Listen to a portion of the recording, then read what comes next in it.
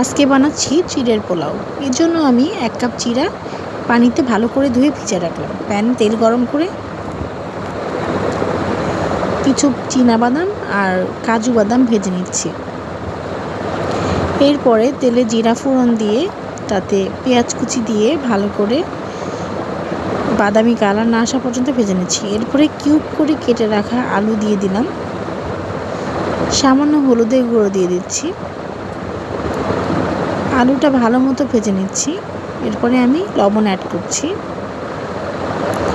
সেই যে ভিজিয়ে রাখা চিড়াগুলা এবার আমি সেটাও দিয়ে দিলাম। খুব ভালো করে নেড়েচেড়ে মিশিয়ে নিচ্ছি।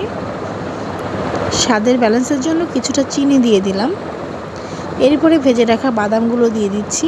ভালো করে নেড়ে মিশিয়ে নিয়ে রেডি হয়ে গেল আমার চিড়ের পোলাও রেসিপি। খুবই সহজে যে কোনো নাস্তা হিসেবে খাওয়া যায়।